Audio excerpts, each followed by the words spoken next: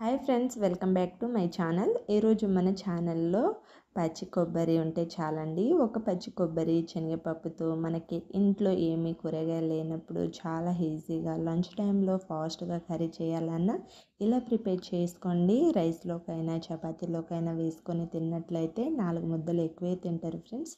చాలా టేస్టీగా ఉంటుంది, సింపుల్గా చేసుకోవచ్చు. సో ఎలా చేయాలో చూద్దాం రండి.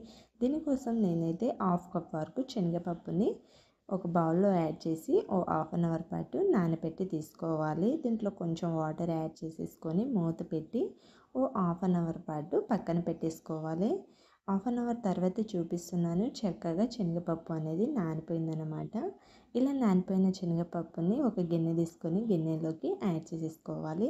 ఇది కాస్త మునిగేటట్టుగా కొంచెం వాటర్ అనేది యాడ్ చేసుకోవాలి. ఇలా వాటర్ యాడ్ చేసి పక్కన పెట్టేసుకొని స్టవ్ మీద కుక్ చేసుకోవాలి. ఇంతలోనే కొంచెం పచ్చి కొబ్బరిని తీసుకొని ఇలా గ్రైండ్ చేసి ఒక బౌల్లో తీసి పక్కన పెట్టేసుకోండి. ఇలా పక్కన పెట్టేసుకొని మనం ముందుగా స్టవ్ మీద పెట్టిన శనగపప్పు అనేది ఉడుకుతుంది కదా, ఈ శనగపప్పు దీంట్లో ఉన్న మనం మునిగే వరకు వాటర్ అనేది యాడ్ చేసాం కదా, ఈ వాటర్ అనేది అంతా పీల్చుకునేంత వరకు మనం దీన్ని కుక్ చేసుకోవాలి. సేమ్ ప్రాసెస్లో కుక్కర్లో కూడా పెట్టుకోవచ్చండి. 2 విజిల్స్ వస్తే వాటర్ అనేది అంత గుంజుకుంటుంది.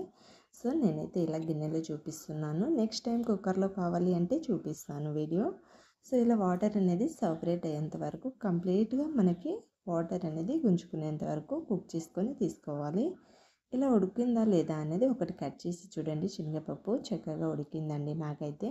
ఇలా స్టవ్ ఆఫ్ చేసేసి స్టవ్ మీద మరొక కడాయి పెట్టుకొని దీంట్లో 2 టేబుల్ స్పూన్ వరకు నూనెని యాడ్ చేసి తీసుకోవాలి. ఇలా నూనెని యాడ్ చేసుకొని దీంట్లో 1 టీ స్పూన్ వరకు ఆవాలు, 1 టీ స్పూన్ జీలకర్రని యాడ్ చేసుకొని కొంచెం ఫ్రెష్గా ఉన్న కరివేపాకుని కూడా యాడ్ చేసి తీసుకోవాలి. ఇలా యాడ్ చేసుకొని దీంట్లో 2 లేదా 3 పచ్చిమిర్చిని ఇలా సన్నగా కట్ చేసి యాడ్ చేసేసుకొని 1-2 మినిట్స్ పాటు ఫ్రై అయ్యాక దీంట్లో సన్నగా తరిగిన ఆనియన్స్ని కూడా యాడ్ చేసి మరొకసారి అంతా కలుపుకొని 2 మినిట్స్ పాటు మంచి ఫ్లేవర్ వచ్చేంత వరకు ఫ్రై చేసి తీసుకోవాలి. దీంట్లోనే 1 టీ స్పూన్ ఫ్రెష్గా దంచిన అల్లం వెల్లుల్లి పేస్ట్ని యాడ్ చేసుకొని అంతా ఒకసారి కలుపుకొని 2 మినిట్స్ కుక్ అయ్యాక చిటికేడు పసుపుని దీంట్లో 1/2 టీ స్పూన్ వరకు సాల్ట్ని యాడ్ చేసుకొని మరొకసారి అంతా కలుపుకొని తీసుకోవాలి. ఇలా కలుపుకున్నాక దీన్ని కూడా 1-2 మినిట్స్ పాటు కుక్ చేసి తీసుకోండి.